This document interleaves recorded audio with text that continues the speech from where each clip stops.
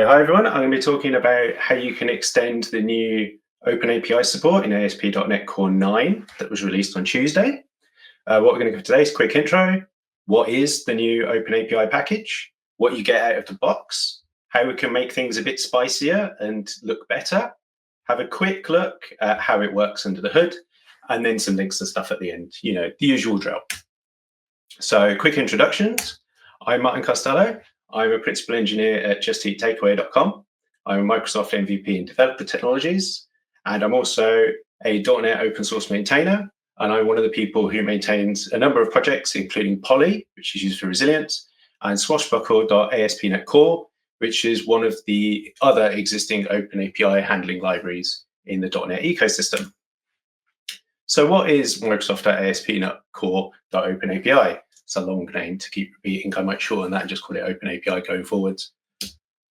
So this is a new NuGet package that comes as part of the .NET 9 release. It's implementation of the OpenAPI 3.0 specification. There's other versions, but 3.0 is the one this package provides. It describes your application's APIs in a machine-readable format in JSON. It's an alternative new implementation compared to the existing packages, which usually the popular two you hear of are nswag and Swashbuckle.ASP.NET Core. The new library is built on top of .NET 9's new JSON schema exporter APIs. So it's another example of the platform building upon itself to deliver functionality. Unlike the two existing libraries, it also has support for native AOT scenarios. So if that's important to you and you want to run your OpenAPI rendering code in production rather than something being static, then that's a scenario that's supported with the new package. It's also quite fast. So here's a little snippet of some benchmarks that I ran a few weeks ago. And if I draw your attention to the top row, comparing the three implementations, you'll see that ASP.NET Core comes out a lot faster than the other two implementations. In fact, in terms of operations to render, it's twice as fast as the nearest competitor, and it uses 3 times less memory. So if you really need dynamic OpenAPI support and performance is incredibly important to you, on that factor alone, it's a really good choice. So what do we get out of the box?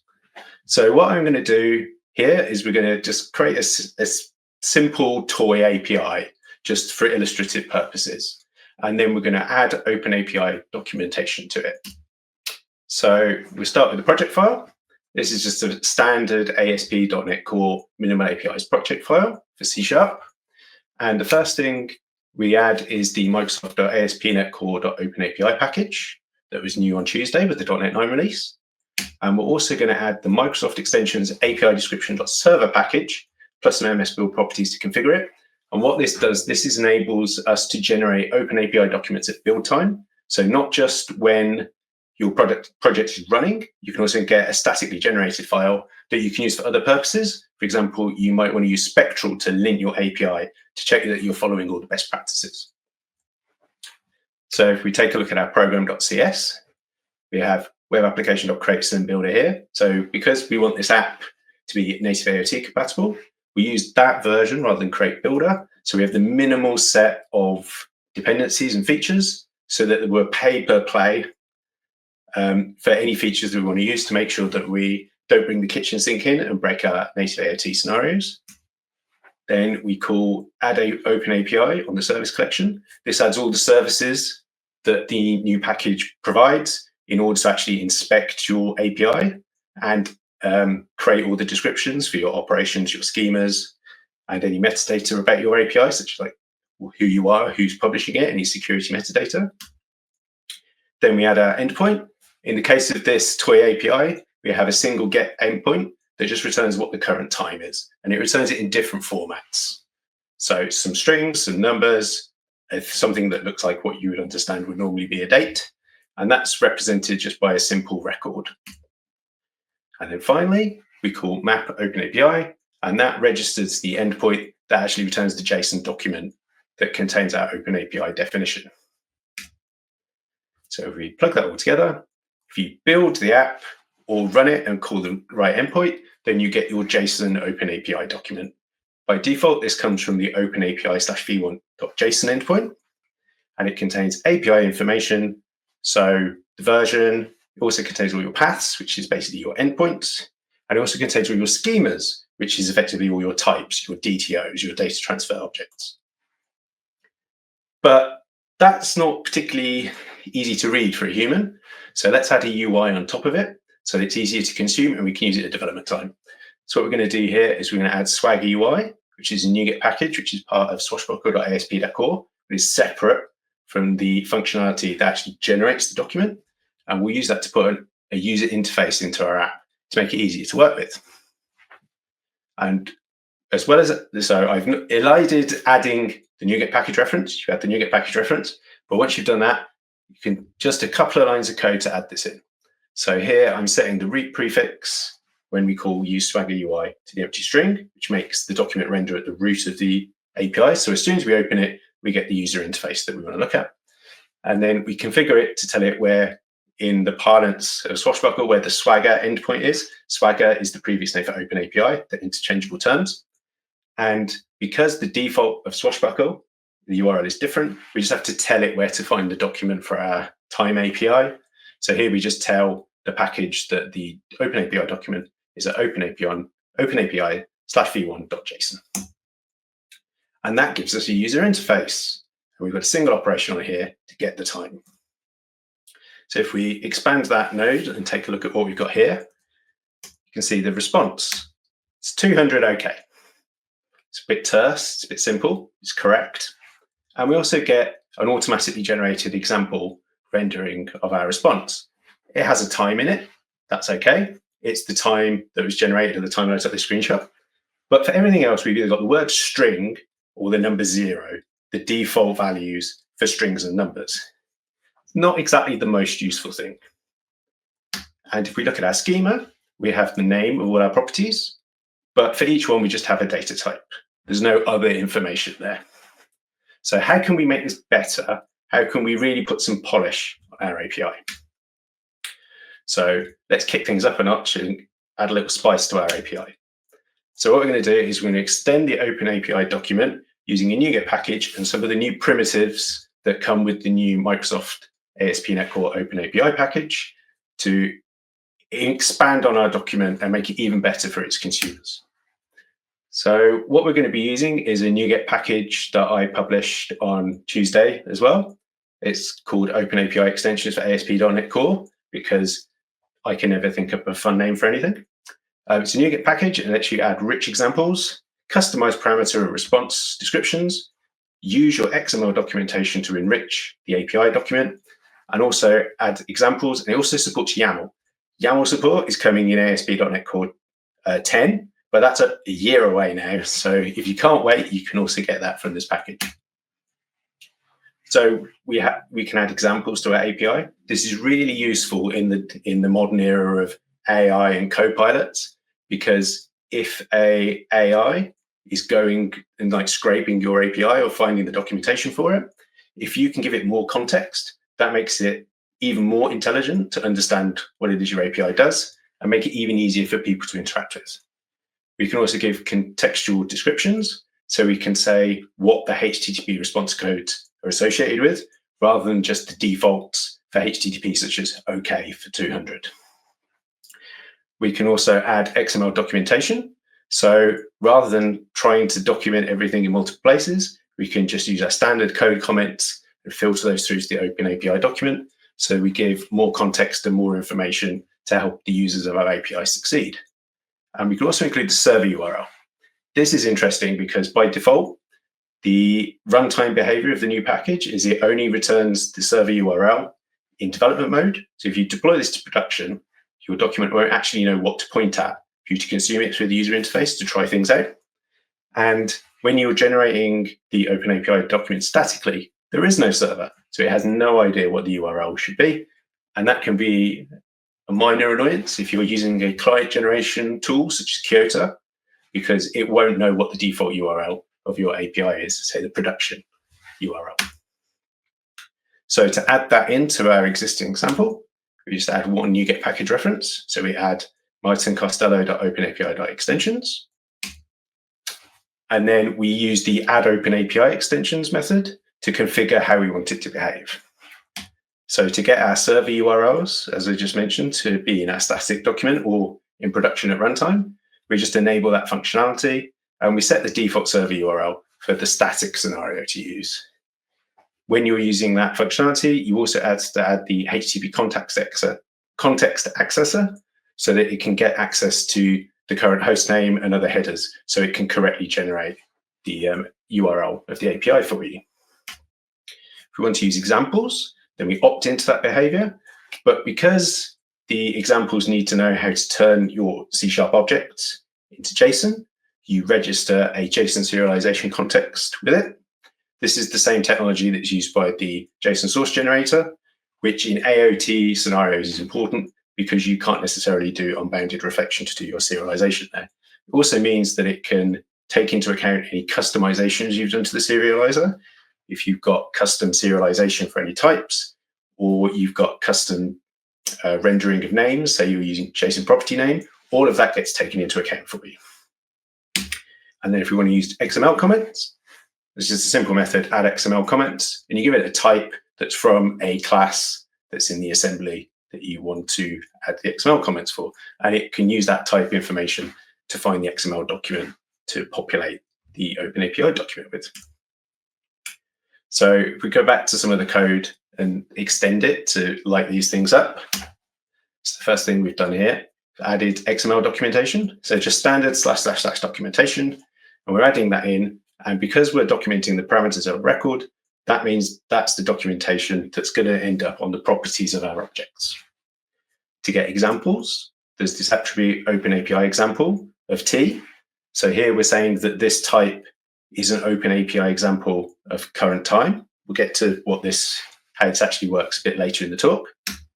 And then we add the iExample provider interface that says that this type is a provider of examples for itself.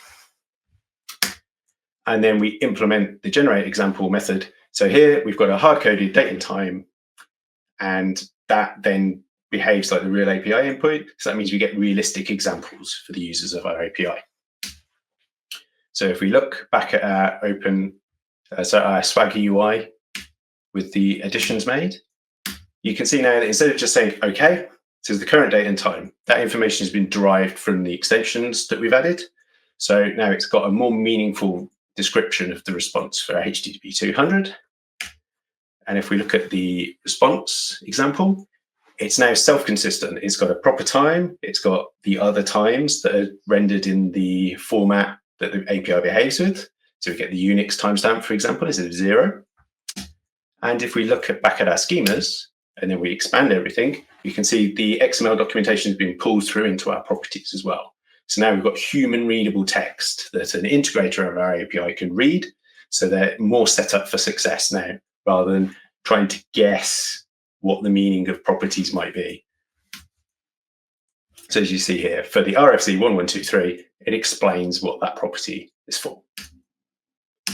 And then for the server URL, if we look at the raw JSON document, we can see here now that the servers is populated. So when the OpenAPI document is generated statically, we now get a URL, which is useful for other tools that might consume it. And there's the example again. So how does this work under the hood? And the answer is transformers. Not that kind though. Transformers are a new set of primitives that are in the Microsoft.AspNetCore.OpenApi NuGet package that allow you to provide the hooks to change behaviors of the OpenAPI document just before it gets rendered, so you can apply any customizations you might want. There's 3 types of transformers. There's document transformers, which applies to the whole document. You can use those to do things like add security definitions or metadata, such as your company's website, open source licensing, that kind of thing. There's operation transformers, which you can use to add common HTTP headers to your operations. For example, if you want to add a retry after HTTP response header as a documented thing on every endpoint, instead of adding that to every endpoint, you can add a transformer that will do that for you automatically. There's also schema transformers. And in the context of this, a schema is effectively a type in C#. So your POCOs, your plain old CLR objects, your DTOs, whatever you want to call them, your types are schemas, and you can use that to extend those, for example, to add in our XML documentation. It's a very quick snippet of some code showing what a transformer looks like. It's just a single method which receives the OpenAPI primitive that it's going to operate on and some context. The context is usually what's the runtime type or what's the endpoint of like the C#.NET world that's been coupled to the OpenAPI description. So how do we configure our transformers? So here's a representation of the code inside the library that shows you how this works. So first we just add some extension options that are associated with the document, which we're configuring an API. So in this case, it's our time API. We add a keyed service, which is keyed on the document name. And then this is setting up some services and creating the add service transformer that we'll come to in a moment.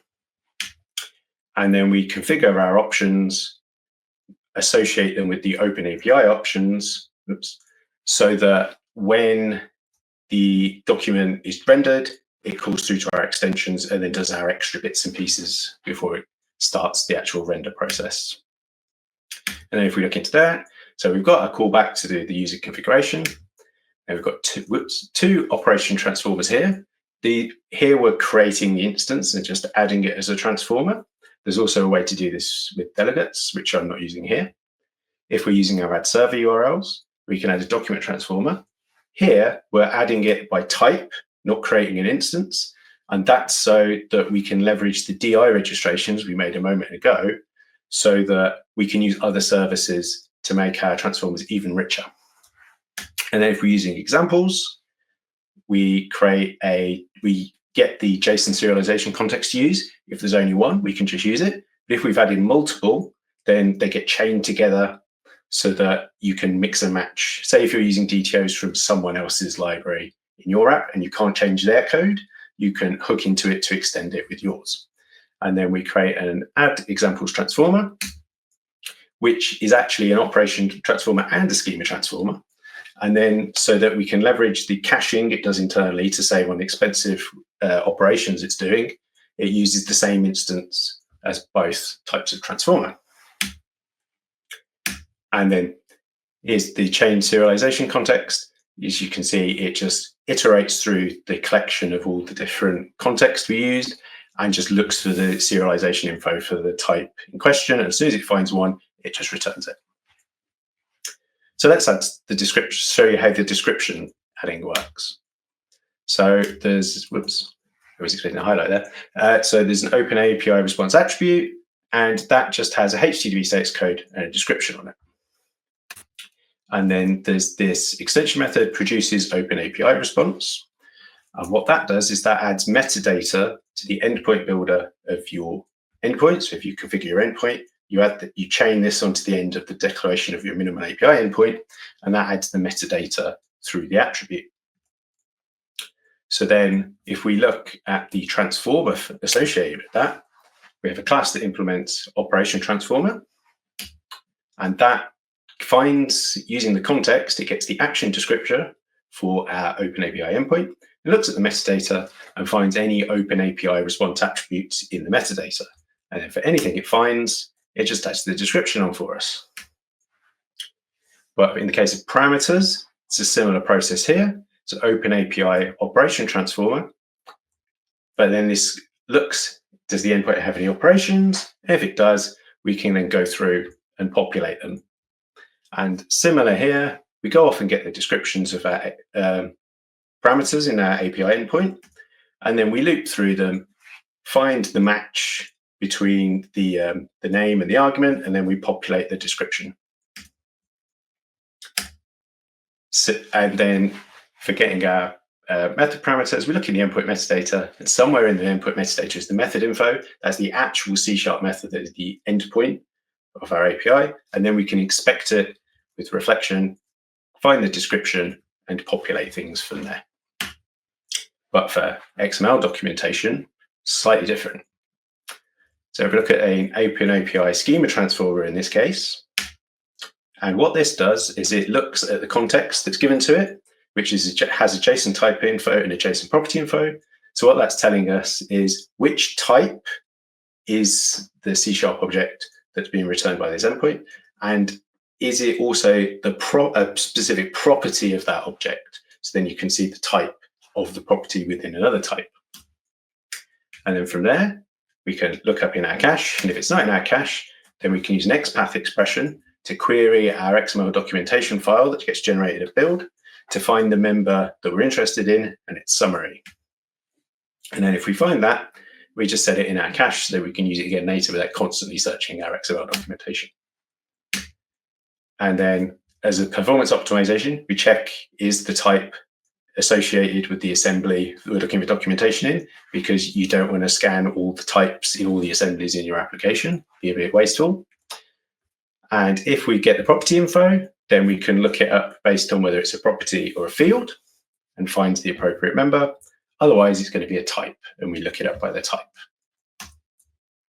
And then we just get our XML documentation file out of the app where all our apps binaries are, and then we can create an XML reader and for doing our queries. For adding the server URLs, we have a document transformer here, and then all we do is we see if we can find out what the server URL is, and if we find one, then we populate the servers. So if there is no HTTP context, and that's our static scenario, we can just use the value that's configured. Otherwise, we can look at the headers from the current HTTP request, and from that, we can derive what the address of our API is, even if it's behind a load balancer. And then finally, we get to examples.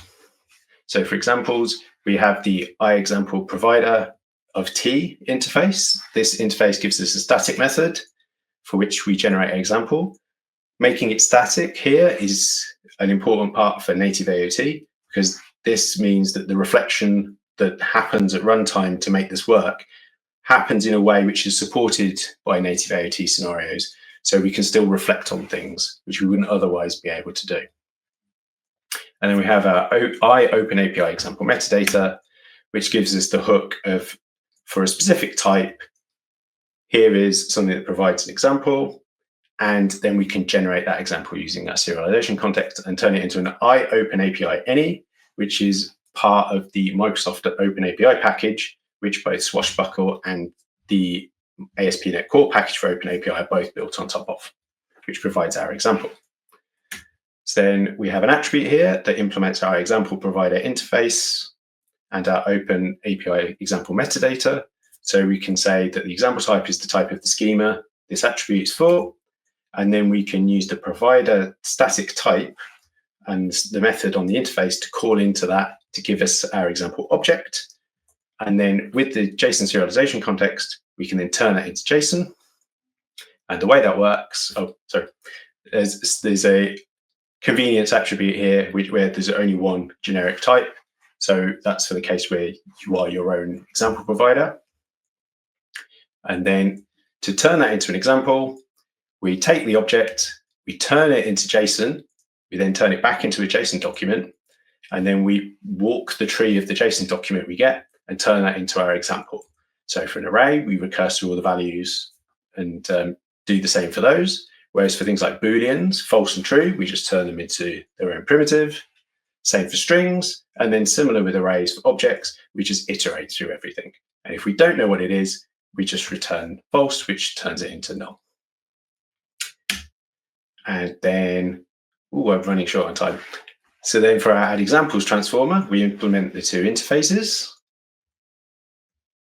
And then again, we look at the endpoint metadata example, find our example metadata, and then we can use that to iterate through the examples for the parameters, the requests, and the responses, and search for the metadata that we're interested in for the types we're interested in. And if we find what we're looking for, we can iterate through and generate an example. So I'm going to skip over more of the guts of how this works because I'm running short on time. Just one point to note is that all this reflection can get quite expensive. So all of this is cached internally. So once you've done the first request, it should be really quick. And as I mentioned before, this is all based on reflection. Ultimately, it's just the right kind of reflection. And it looks into custom attributes for our parameters, methods, and types. And if we put that in the context of a larger example, so here it is plugged into a toy API of mine for an endpoint that does hashing.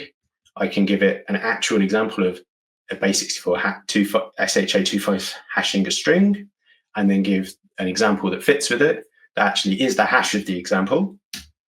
And then I can also give a problem details as well. So problem details is a class that comes with the framework, but I can still provide an example for that. So I get good error information as well. And that's a whistle-stop tour, how you can extend the new OpenAPI package to add that extra polish that you might want in your own applications.